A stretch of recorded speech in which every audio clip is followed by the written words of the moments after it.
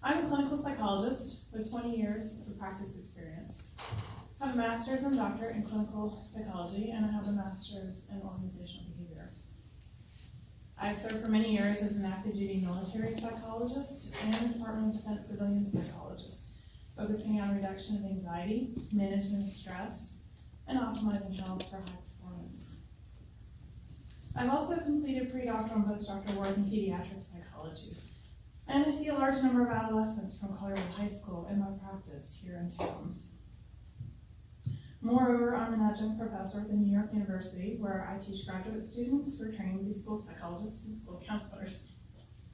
In addition to my professional credentials, I am the mother of an 11th grader at Collierville High School and an 8th grader at Collierville Middle School. When I finished my service as a military officer in 2005, I specifically chose to move to Collierville. In fact, I was telling one of our colleagues, I took 2 years researching the area because I knew I would be somewhere in this area. And when you're in the military, you know when you're getting out. And I chose Collierville for the schools. I have not looked back, and I continue to be happy with that decision. Very happy. I'm here to express concern about a theme that I see in Collierville High School teenagers. The teenagers that I speak of are bright, they're motivated, and they come from loving families. I spend several hours in my week, every week, discussing exhaustion and anxiety with Collierville High School teenagers. They report to me privately in my office that they have great difficulty getting out of bed so early in the morning. They barely make it to the bus or to the ride to school on time. They're lucky to get a Pop-Tart or a granola bar in them on the way out the door if they eat breakfast. Many do not eat at all until lunchtime. They struggle to focus. They crave caffeine. They feel like that all they want to do after school is to take a nap. However, many of them are involved in sports and the arts. They're excited to do that, and they don't come home from school for hours after the end of the school day. They continue to be exhausted. Their mood suffers. They develop feelings of hopelessness, that they can't be happy. They gain weight. They don't understand that low sleep and skipping breakfast or eating sugary breakfast are two of the biggest contributors to obesity in adolescents. They begin to stare in the mirror and put themselves down. After school, their homework takes hours and keeps them up late because they drift off from concentration. The parents are upset with them for not working faster or more efficiently, which they tell me in my office. When they do go to bed, the rest of the house is quiet, and they lie there worrying that they didn't get enough work done, that they didn't get to some of their homework, they were too tired to begin the project due in 2 days, or the test coming up later in the week, they didn't have time to study for the ACT. They have crying spells. They have panic attacks. Alone in the night when everyone else is asleep.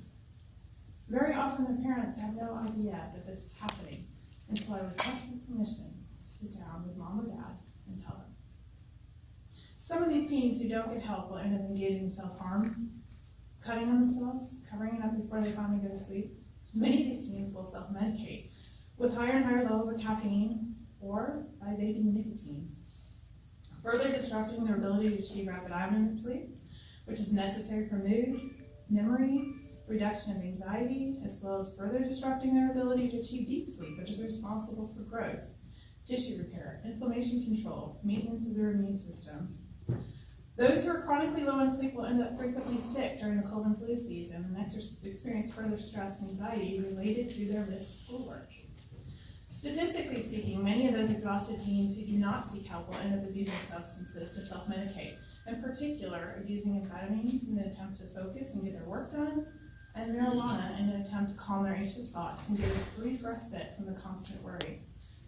And I had chills listening to my colleagues because Dr. Jaya and Dr. Crabtree and I did not sit down and discuss what we were going to say tonight. So they're seeing the same thing I'm seeing, and we didn't know that ahead of tonight.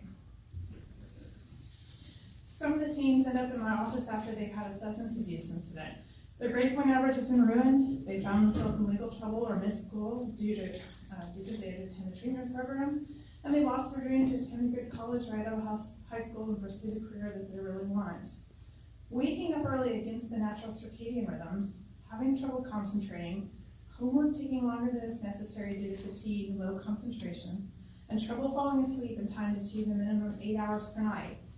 And the average that's needed for teenagers is 9.2, but we're looking for 8.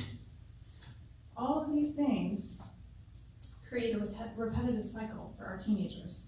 The cycle leads to anxiety, low self-esteem, depression, and in some cases, self-harm and substance abuse.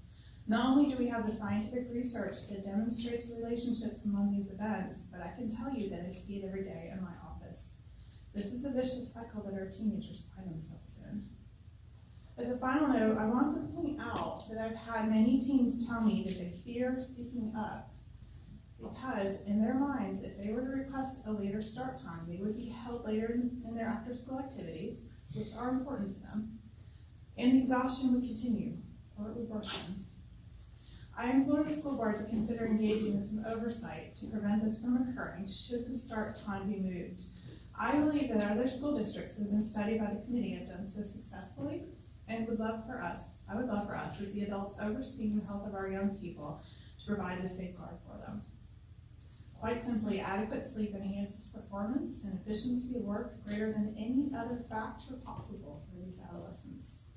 A number of case studies have found that after-school practices can be shortened when the high schoolers involved are better rested.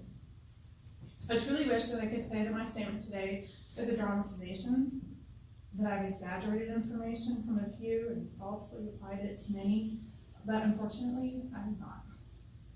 The American Psychological Association provided their first public official statement on the detrimental effects of early high school start times working against teenagers' natural circadian rhythms in 2001. This is not a new discovery. By now we have a wealth of data indicating the vast improvements to physical health, mental health, academic and extracurricular performance that occurs with a later start time. On behalf of the hurting teenagers that I sit with in my office every day, I thank you for giving serious consideration to this adolescent health epidemic. I would love for us to help relieve their suffering. Thank you so much for your time. Thank you.